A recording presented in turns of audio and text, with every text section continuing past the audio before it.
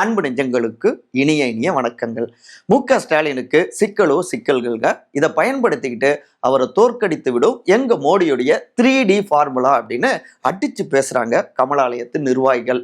அப்படி என்னென்ன சிக்கல்கள் மு.க. ஸ்டாலினுக்கு இருக்கு, இதை வீழ்த்தக்கூடிய வகையில மோடி அப்படி என்ன ஃபார்முலாவை வச்சிருக்காரு, எடப்பாடி எந்த வகையில பக்கபலமா இருக்காரு, நிறைய விஷயங்கள் இருக்கு. இன்றைய இளங்கோவன் எக்ஸ்பிரஸில் விரிவாக அலசலாம். நான் உங்கள் சகோ சே த இளங்கோவன். நிகழ்ச்சிக்கு போகலாம்.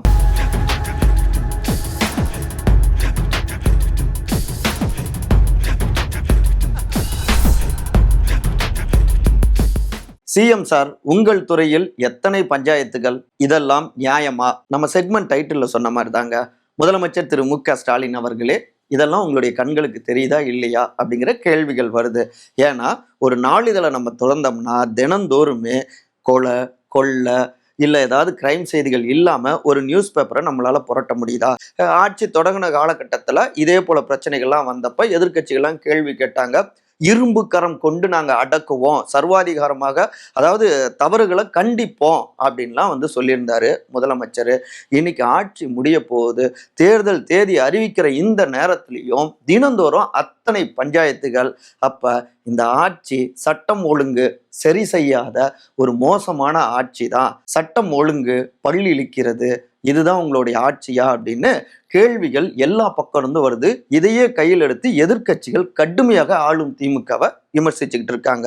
அதுல உண்மை இல்லாமலும் இல்லைங்க. இப்பவே எடுத்துக்கிட்டோம்னா சாலையோரத்துல வீதிகள்ல நடந்து போறவங்கள கூட யாரோ ஒருத்தர் காட்சிகள்லாம் சிசிடிவில வருது, போயிட்டு அட்டாக் பண்றாங்க, வெப்பன்ஸை வச்சுட்டு போயிட்டு அட்டாக் பண்றாங்க. நிறைய சிசிடிவி காட்சிகளை நம்ம பார்க்குறோம்.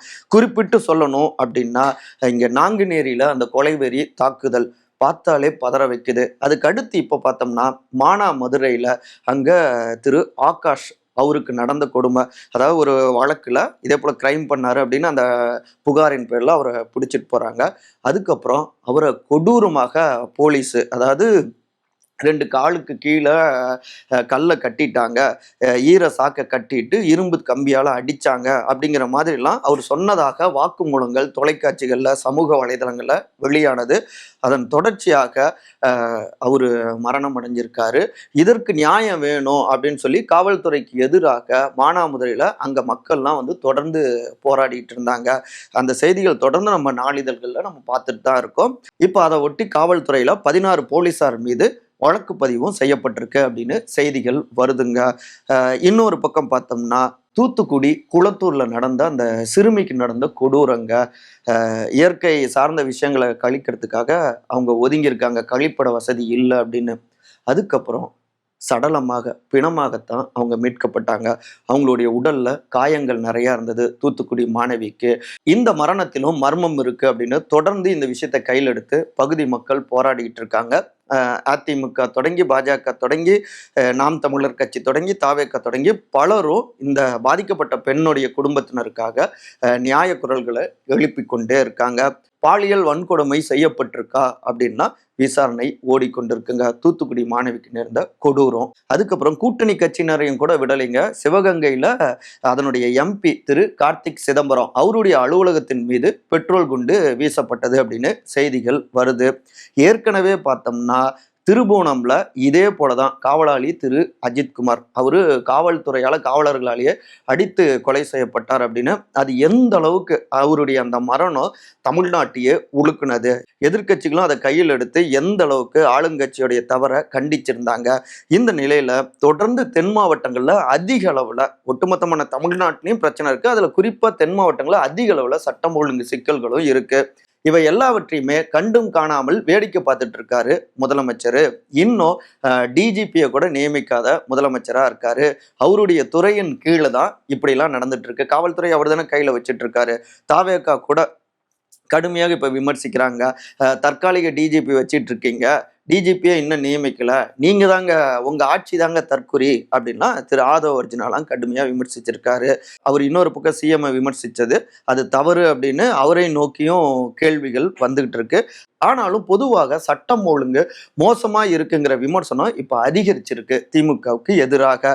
இதுல குறிப்பிட்டு சொல்லணும்னா ஒரு தினத்துக்கு முன்னாடி பார்த்தோம்னா கோவையில கவுண்டம்பாளையத்துல பார்த்தோம்னா கிட்டத்தட்ட 44 பள்ளி மாணவ செல்வங்கள், மாணவர்கள் மாணவிகள் அவங்க சாப்பிட்ட உணவுல பள்ளி விழுந்திருக்கு, அது சரியாம அதை சாப்பிட்டுட்டாங்க அப்படின்னு சொல்லி கிட்டத்தட்ட 44 மாணவ செல்வங்கள் வாந்தி எடுத்து அது தமிழ்நாட்டையே அதிர வச்சிருந்தது. அதுக்கப்புறம் அங்க விசாரணை எல்லாம் செய்து சத்துணவு அமைப்பாளர் உள்ளிட்ட 3 பேரை பள்ளிக்கல்வித்துறை இங்க தமிழ்நாடு அரசாங்கம் சஸ்பெண்ட் செஞ்சிருக்காங்க. செய்திகள் வருதுங்க. இதை ஒட்டி தான் திருமதி தமிழிசை சவுந்தரராஜன் முன்னாள் ஆளுநர் அவங்க கேள்வி கேட்டிருக்காங்க.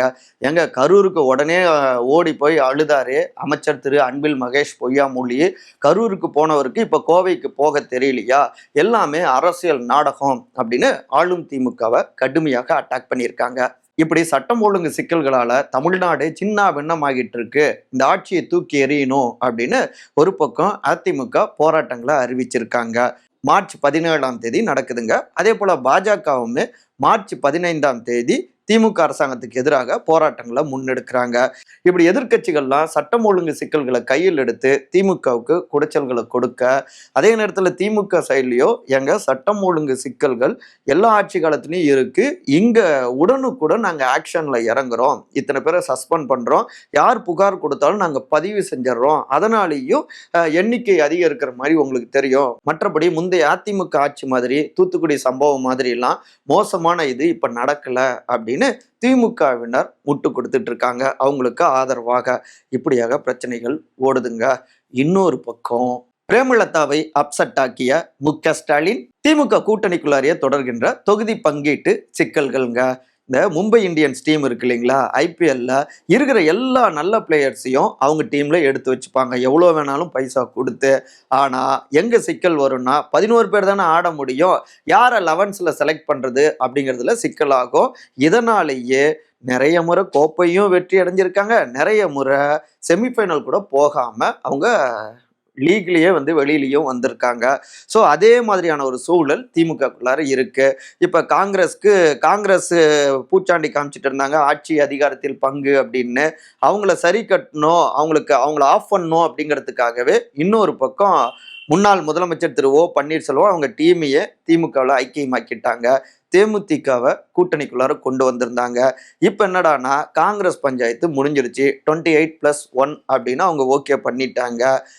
தேமுதிகவுக்கு அதிக தொகுதிகள் கொடுக்குறோன்னு சொன்ன வாக்குறுதி இப்போ கொஞ்சம் நீங்க கம்மியா வாங்கிக்கோங்களேன், அதாவது ஃபைனலா நம்ம விசாரிச்ச வரைக்கும் 10 தொகுதிகள் உறுதிப்படுத்திடுறோம், ஒரு ராஜ்யசபா சீட்டு அது ஏற்கனவே திரு சுத்தீஷ்க்கு கொடுத்துட்டாங்க, 10 சீட் குறையில்லாம நாங்க கொடுக்குறோன்னு சொல்லியிருந்தவங்க இப்போ நீங்க குறைச்சிக்கோங்க 6 to 8 அப்படின்னு தேமுதிக கிட்ட பேசிட்டு இருக்காங்க அப்படின்னும்.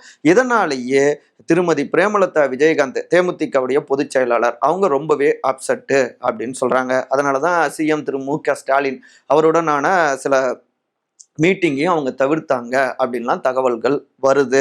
இன்னும் ஓப்பனா சொன்னோம்னா இந்த டீல் பேசி கொண்டிருந்த சீனியர் அமைச்சர்களான திரு கே.என். நேரு, திரு ஏவா வேலு கொஞ்சம் குறைச்சி வாங்கிக்கோங்க, பின்னாடி நாங்க பாத்துக்கிறோம் அப்படின்னு தேமுதிக சைட்ல பேசிட்டு இருக்காங்க. எங்க தொடக்கத்துல என்னங்க வாக்குறுதி கொடுத்தீங்க டபுள் டிஜிட்னு, ஆனா இப்ப சிங்கிள் டிஜிட்குள்ளார ரொம்ப சுருக்கிடுறீங்களே அப்படின்னு தங்களுடைய வேதனையை பகிர்ந்திருக்காங்க தேமுதிக சைட்ல. சரி, இந்த பக்கம் மதிமுக எடுத்துக்கிட்டோம்னா 4 சீட்டுக்கு ஓகே பண்ணிட்டாங்க. அதுலயும் அவங்களும் ஃபீலிங் தான் 6ல 2 போயிடுச்சேன்னு. அந்த 4ல 3 உதயசூரியன் சின்னம், 1ல வேணா நீங்க தனி சின்னத்துல போட்டியிடலாம்னு சொன்னதுல திரு வைகோ அவர்கள் கொஞ்சம் அப்செட் தான் அப்படிங்கிறாங்க. அதுக்கடுத்து இப்ப பார்த்தோம்னா விசிக கிட்டத்தட்ட 8 தொகுதிகளுக்கு குறைவில்லாம கிடைக்கணும், 12ல இருந்து கடைசியா 10 கீழன்னு ஒத்துக்கிட்டாங்க. 8 அப்படின்னு எதிர்பார்த்துட்டு இருந்தா அவங்க தலை மேல ஒரு இடியை இறக்குறாங்க. போன முறை 6 கொடுத்தோம், அந்த 6க்குள்ளாரையே நீங்க இது பண்ணிக்கோங்க, ஓகே பண்ணிக்கோங்க. அதுலயும் விசிகாவுக்கு சாதகமில்லாத சில தொகுதிகளை இந்த 6ல அடக்கிடுறாங்களோ, திமுக அப்படி திட்டமிடுறாங்களோ அப்படின்னு விசிகாவுல சில நிர்வாகிகள் டவுட் படுறாங்க. இதுல திரு தொல் திருமாவளவன் எம்பி அவரும் கொஞ்சம் அப்செட் தான். ஃபர்ஸ்ட்ல இருந்து கூட்டணியை விடாம கொள்கை ரீதியா நாங்க இருக்கோம், அதிக தொகுதிகள் வேணும்னு கேட்டுட்டு இருக்காங்க.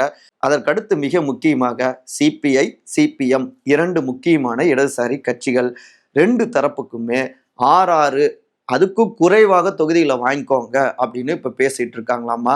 ஏங்க தொடக்கத்துல இருந்து இந்த கூட்டணியை உறுதியா பலம் வாய்ந்த கூட்டணியா வச்சிட்டு இருந்தோம். தேமுதிக இங்கேயும் அங்கேயும் அப்படின்னு போற மாதிரி பேசிக்கிட்டே இருந்து கடைசியாக இங்க வராங்க. அவங்களுக்கு 10 தொகுதி, ஒரு ராஜ்யசபா சீட்டுன்னு ஒரு சீட்டை ஆல்ரெடி கொடுத்துட்டீங்க, மாநிலங்களவை எம்பி பதவியை. ஆனா இதே கூட்டணியில் நீடித்த தோழர்களுக்கு குறைஞ்ச தொகுதிகளை தான் நீங்க கொடுப்பீங்களா, போனதை விட கம்மியா கொடுக்கறதுக்கெல்லாம் பிளான் பண்றீங்களே அப்படின்னு சிவப்பு சட்டை தோழர்களும் அப்செட்டுங்க. வார்த்தைக்கு வார்த்தை நாங்களும் சிவப்பு சிந்தனை உள்ளவர்கள் தான், அதனாலதான் தலைவர் எனக்கு மு.க.ஸ்டாலின்னே பேர் வச்சாரு, தலைவர் கலைஞர் அப்படின்லாம் சொல்லிட்டு இருக்காரு சிஎம். ஆனா தொழிலாளர்கள் வர்க்கத்தினருக்காக போராடி கொண்டிருக்கிற தோழர்களுக்கு இவ்வளவு குறைந்த சீட்டுகள் ஒதுக்குவது சரியா அப்படின்னு கேள்விகள் கேட்குறாங்க. சாம்சங் தொழிலாளர்கள் போராட்டத்திலிருந்து பலவற்றை அவங்க எடுத்திருக்காங்க, தூய்மை பணியாளர்கள் போராட்டம் அப்படின்னு. கம்யூனிஸ்டுகளுக்கு கணிசமான தொகுதிகள் கொடுக்கறது ஜனநாயகத்துக்கும் நல்லது, எளிய மக்களுடைய பிரதிநிதித்துவமும் அங்க அதிக அளவுல இடம் பிடிக்கும். இப்படி கூட்டணிக்குள்ளாரையும் பல சிக்கல்கள் இருக்கு. இவை எல்லாம் கடந்து இப்போதைக்கு உறுதியா இருக்கிறது காங்கிரஸ்க்கு 28+1, எம்டிஎம்கேவுக்கு 4, மமமுகவுக்கு 2, கோமதேகவுக்கு 2, ஐயுஎம்எல்க்கு 2 உறுதியாகி இருக்கு. இப்படி இருக்கிற இந்த சிக்கல்களையும் கையில் எடுத்துதான் பாஜகவும் அதிமுகவும் லாக் பண்ணவும் திட்டமிட்டிருக்காங்க. திமுகவை மு.க.ஸ்டாலினை வீழ்த்துமா மோடியின் 3D ஃபார்முலா? திருச்சி ஸ்கெட்ச். தமிழ்நாட்டில் தாமரை ஆட்சி, இதுதான் பிரதமர் திரு நரேந்திர மோடி, உள்துறை அமைச்சர் திரு அமித்ஷாவுடைய ஒரே அஜெண்டா. அதற்கேற்ற மாதிரி தான் தொடர்ந்து இங்க தமிழ்நாட்டுக்கு வந்துட்டு இருக்காங்க. இப்ப லேட்டஸ்டாக, அதாவது முதலமைச்சர் திரு மு.க.ஸ்டாலின் திருச்சி போயிட்டு வந்த 2வது தினத்திலேயே இவர் பிரதமர் திரு நரேந்திர மோடி திருச்சிக்கு வந்தாரு. அவருடைய ஸ்பீச்ல முக்கியமா பார்த்தோம்னா வழக்கம் போல தாய் தமிழில் தொடங்கினாரு. எந்த மாநிலத்துக்கு போவாரோ அந்த மாநில மொழியில தொடங்கிடுவாரு. இங்க இருக்கக்கூடிய பாரம்பரிய உடை, வேட்டி சட்டை அது சகிதமாக வந்தாரு. தமிழ்நாட்டில இருந்து அகில இந்திய அளவில் என்ன கனெக்ஷன்ஸ் இருக்கு, காசி தமிழ் சங்கம் உள்ளிட்ட பலவற்றையும் பட்டியலிட்டாரு. அப்புறம் தமிழ்நாட்டுக்கு அதிக நிதியை நாங்க ஒதுக்கி இருக்கோம் அப்படின்னு சொன்னாரு. தமிழ்நாட்டுக்கு நிதியை ஒதுக்கலன்னு சொல்ற குற்றச்சாட்டுக்கு பதிலாக அதன் தொடர்ச்சியாக திரு சி.பி. ராதாகிருஷ்ணன், தமிழ்நாட்டை சார்ந்தவரா இந்தியாவுடைய துணை குடியரசுத் தலைவராக நாங்க ஆக்கியிருக்கோம் அப்படின்னு சொல்லியிருக்காரு. அதாவது தமிழ்நாட்டுக்கு நாங்க நிறைய செஞ்சிருக்கோங்கிறது தான் தன்னுடைய உரையில அடுக்கியிருக்காரு. இன்னொரு பக்கம் திமுக என்றாலே, ஆட்சி என்றாலே ஊழல் தான், கரப்ஷன் தான் அப்படின்னு பட்டியலிட்டு அட்டாக் பண்ணியிருந்தாரு. மண் சார்ந்து இதே திருச்சி மண்ணில் இருக்கிற திரு கே.என். நேரு, அவரையும் கடுமையாக அட்டாக் பண்ணாரு சீனியர் அமைச்சர். ஒரு குடும்பத்தின் ஆதிக்கத்தின் கீழே தான் அதிகாரம் இருக்கு, குடும்ப அரசியல் அப்படின்னு டிஎம்கேவை அட்டாக் பண்ணாரு. சிஎம் உடைய குடும்பத்தினர் கையில தான் அதிகாரம் இருக்கு அப்படின்னு திரு மு.க.ஸ்டாலின் குடும்பத்தின் கையில. அதுல முக்கியமா திமுக ஆட்சி என்றாலே அது ஊழல் செய்யக்கூடிய ஆட்சி தான், விஞ்ஞான ரீதியில ஊழல் செய்யக்கூடிய ஆட்சி அப்படின்னு திரும்ப திரும்ப அட்டாக் பண்ணிக்கிட்டே இருந்தாரு பிரதமர் திரு நரேந்திர மோடிங்க. எந்த அளவுக்குன்னா ஊழல் மாதிரிக்கு பெயர் போனதே திமுக மாடல் தாங்க. இந்த மாடல் தான் ஒரே ஒரு குடும்பத்துடைய ஏடிஎம் ஆக மாறி இருக்கு அப்படின்னு நான் ஸ்டாப் அட்டாக்குங்க. இன்னொரு பக்கம் சட்டம் ஒழுங்கு சிக்கல்கள் இருக்கு இல்லையா, இதை கையில் எடுத்து ஒரு பக்கம் அதிமுக போராட்டத்தை அறிவிச்சிருக்கு, இன்னொரு பக்கம் பாஜகவும் போராட்டத்தை அறிவிச்சிருக்காங்க. பெண்கள் பாதுகாப்பு தமிழ்நாட்டில் கேள்விக்குள்ளாகி இருக்கு.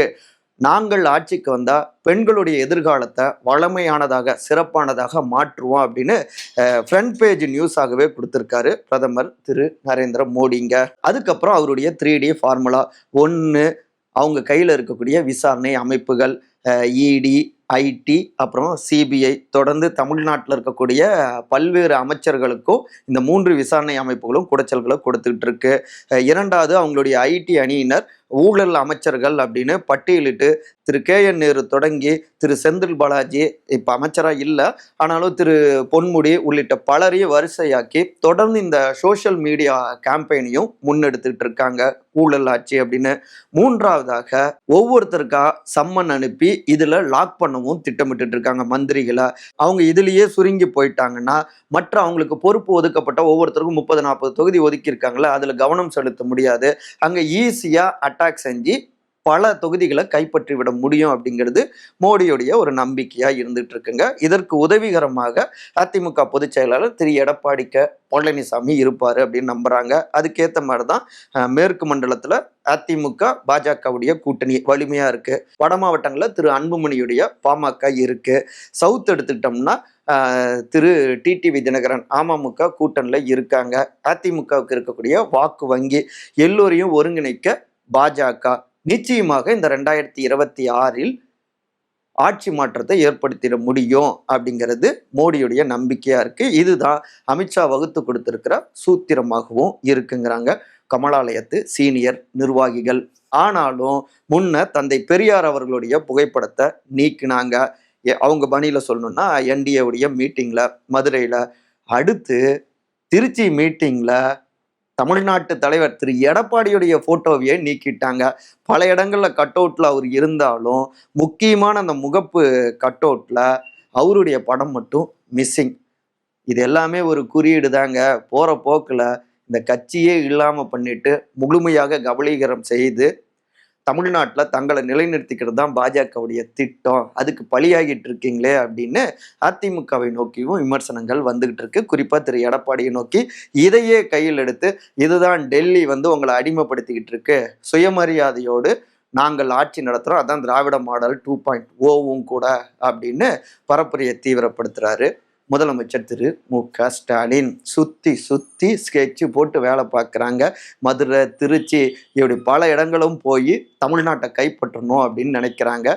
யாருடைய கனவை நிறைவேற்றுவார்கள், கோட்டைக்கு அனுப்புவார்கள் வாக்காளர் பெருமக்கள் அப்படிங்கிறது இந்த முறை கூடுதல் சுவாரஸ்யத்தை உருவாக்கக்கூடிய ஒரு எதிர்பார்ப்பா இருந்துட்டு இருக்கு. பார்ப்போம் என்ன நடக்குதுன்னு. மற்றபடி இதே போன்ற அரசியல் சார்ந்த காணொலிகளுக்கான நம்முடைய உங்கள் சகோசேத்த இளங்கோவன் சேனலை சப்ஸ்கிரைப் பண்ணுங்க. மறக்காம உங்களுடைய கருத்துக்களை கருத்துரை பகுதியில் பதிவு செய்யுங்க. அனைவரும் அன்பால் ஒருங்கிணைந்திருப்போம். நன்றி, வணக்கம்.